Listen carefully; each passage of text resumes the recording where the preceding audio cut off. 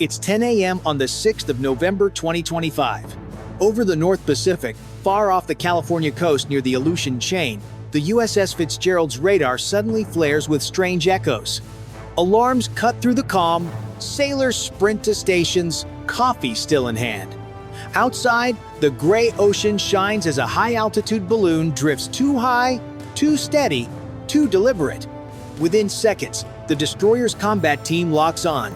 It's a Chinese surveillance platform, 65,000 feet up. The captain leans over the console. Track and classify. The 8 amperes on station pivots to the bearing.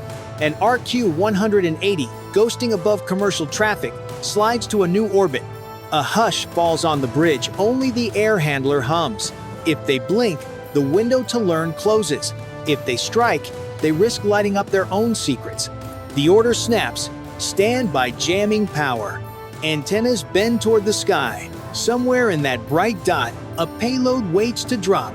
The next minutes will decide what falls into the sea and what truth breaks loose. Across the North Pacific, trade routes pulse with tankers and cargo ships, lifelines that keep shelves stocked and gas flowing back home. The USS Fitzgerald sails among them, her radar dome scanning the sky, her crew alert but silent. Above the clouds drifts a Chinese high-altitude surveillance balloon nicknamed HASP. It hangs higher than any fighter can reach, just inside the edge of space. Washington knows this isn't chance. The balloon's path crosses directly through sensitive U.S. patrol zones. Officially, Beijing calls it a civilian weather test. Unofficially, it's probing radar ranges, reaction times, and nerves. The captain understands, this isn't about weapons, it's about information dominance. The US cannot shoot it down without risking escalation, but it also cannot ignore it. Below decks, engineers prep the ship's AN divided by SPY-6 V1 radar for a focused emission. Its power can bend the edge of physics, turning radio waves into a spear of static that blinds the balloon's sensors. One wrong calibration, though, and the Fitzgerald lights itself up like a beacon to every Chinese satellite in orbit. The 8 amperes circles above. The RQ-180 feeds infrared confirmation. The balloon's payload is detaching, falling toward the dark ocean. The countdown begins. Weather turns choppy. Whitecaps slap the bow as the destroyer steadies to hold the beam on target. Ops chat pings allied posts in the Aleutians, request a sanitized feed, while intel flags unusual traffic near the recovery zone. If China retrieves the capsule near the Mariana Trench, it proves they can harvest US signals at will. If America scrambles it, Beijing learns the edge of SPY-6 punch, and the US pays in secrecy. This is a duel where even winning can cost. Who do you think holds the upper hand in this invisible duel? Press 1 for the Fitzgerald or 9 for the balloon. 10:47 a.m. The countdown hits 0. Inside the Combat Information Center, the lighting drops to red. A low hum builds as the SPY-6 radar shifts from passive scan to concentrated beam. On screen, the balloon's signal spikes, its telemetry stuttering for the first time. The ship is firing light, pure electromagnetic power, invisible yet violent. Maintain lock, the captain orders. The 8 amperes relays the balloon's drifting path, while the RQ-180 streams hyperspectral data. The balloon jerks left, then steadies again. Someone whispers, they're countering. China's onboard processor is adapting, modulating frequencies to dodge the jamming pattern. Below decks, engineers fine-tune pulse timing. Each burst costs power megawatts that strain the generators. Sweat rolls down faces as the deck trembles under the load. The chief yells, "Thermal limit in 60 seconds!" If they overheat, the radar fries itself. The captain takes a breath. Hold it steady. In the ops room, analysts trace a second signal descending from the balloon. Thin, metallic, tumbling fast. It's the payload capsule. The RQ-180 zooms in, a reflective object about the size of a refrigerator. Its parachute struggling in high winds. The balloon above begins venting gas, descending slowly, as if trying to mask the drop. The Fitzgerald fires a coded burst to the 8 amperes authorization for coordinated interference. Both systems synchronize, overlapping beams across the sky. The electronic storm grows. For the first time, the balloon's sensors flatline, no return data. The bridge erupts in tense relief, but only for a second. The tactical officer frowns. Wait, new contact, low altitude, fast drift. On the radar display, another echo appears smaller, irregular, moving in unpredictable patterns. Not debris, not weather. The ops chief whispers, "It's active." Something new just entered the fight. Specks bloom on the scope as the new contact splits in two, then four. The ship's algorithms chase ghosts while the real capsule knifes toward the recovery box. The captain shifts tone. Prioritize the payload. Downgrade gliders. Generators groan. The beam narrows to a needle. Far away, a parachute twists, and the ocean waits. The first jamming burst works, but only briefly. Within seconds, the Chinese systems adapt. The balloon's data link reappears, steady and stronger. Then, a ripple hits the Fitzgerald's radar. Tiny echoes multiply, like static alive with intent. The ship is being jammed back. Counter-interference, the electronic warfare officer shouts. Filters adjust, phase arrays twist, screens bloom with noise. Somewhere above, the balloon deploys a thin mesh of metallic threads, conductive fibers scattering reflections. The ship turns 2 degrees to port. The movement tightens radar geometry, helping isolate the real signal. The crew braces as waves crash against the hull. On the horizon, clouds build into silver walls. Lightning flashes, masking the electronic signatures. The captain seizes the moment.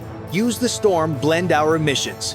The Pate Amperes dives to a lower orbit, sensors tuned to the faint beacon of the falling capsule. The RQ-180 shifts position, sliding through turbulent air, cameras cutting through haze. The capsule is seconds from impact. If it hits water intact, Chinese subs could already be en route. Power surge! A technician calls. The radar's coolant pressure drops. Alarms wail. Systems flirt with overload. The captain orders partial shutdown, then re-engage in bursts. The radar pulses in rhythm with lightning, hiding its pattern. It's a dangerous gamble, but it works. The jamming field stabilizes just enough to scramble the balloon's final data dump. For a heartbeat, everything pauses. The storm, the noise, even the crew's breathing. Then the balloon's telemetry vanishes completely. The RQ-180 confirms it's blind. But victory doesn't come free. The Fitzgerald's radar temperature hits critical red. One more pulse, and they lose their eyes. The ocean outside glows faintly under lightning's glare. A battle of light and silence across miles of air. Both sides know they've crossed a line, one that can't be unseen. The captain steadies himself at the console, voice low but firm. We hold no matter the cost. Around him, the bridge holds its breath and waits. Who do you think keeps control under this storm press? 1 for the Fitzgerald or 9 for the balloon? 11:26 a.m., the storm begins to fade, but the radar picture doesn't clear. Something's wrong.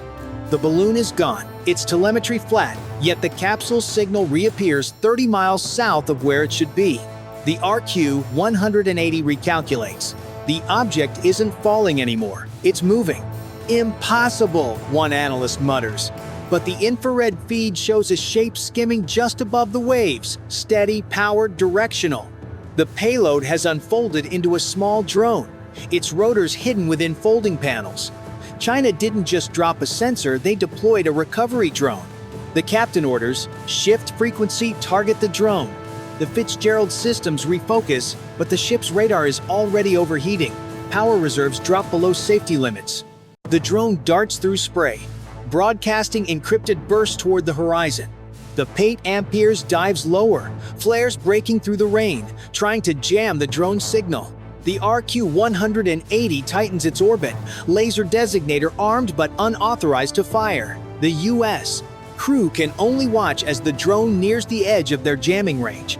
A single choice stands before them: risk a full-power emission that could melt the array or let China extract the prize. The captain clenches his fist. Full power. Send it. The ship shudders. The beam lashes out, a wall of invisible force cutting through rain and salt. Monitors flicker. Breakers trip. Heat alarms scream. Outside, lightning splits the clouds as the drone signal warps twists, and disappears. For a moment, nothing remains but static.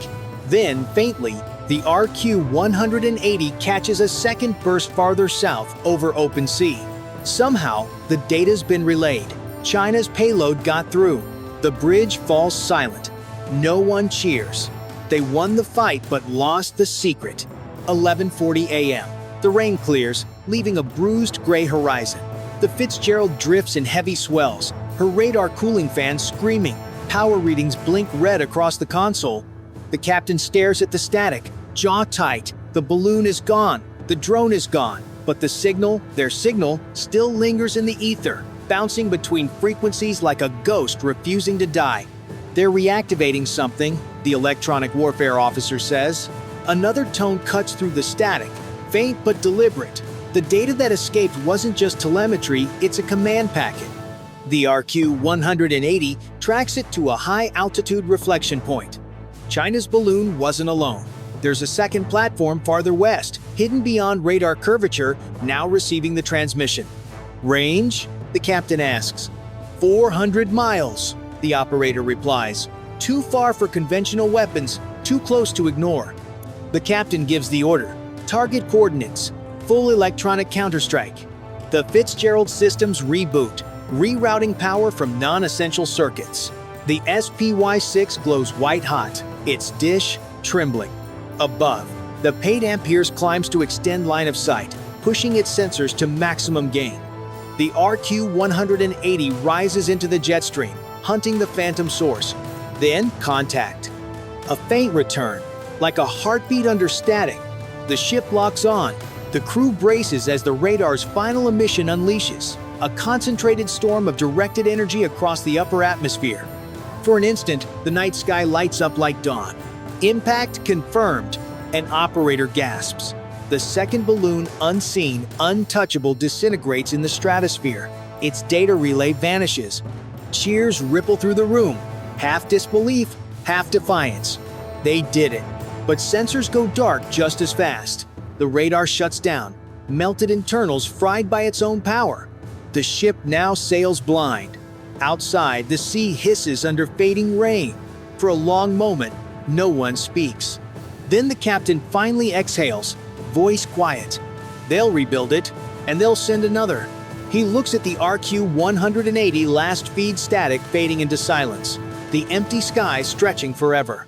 Damage teams fan out with infrared thermals. The odor of burned epoxy and ozone hangs in the CIC. The first invisible war has just begun. By noon, the Fitzgerald drifts in calm seas. The storm is gone, replaced by a haunting stillness. The radar tower smokes faintly, its surface scarred and warped from the final surge. Engineers work in silence, hands blackened by burned cables.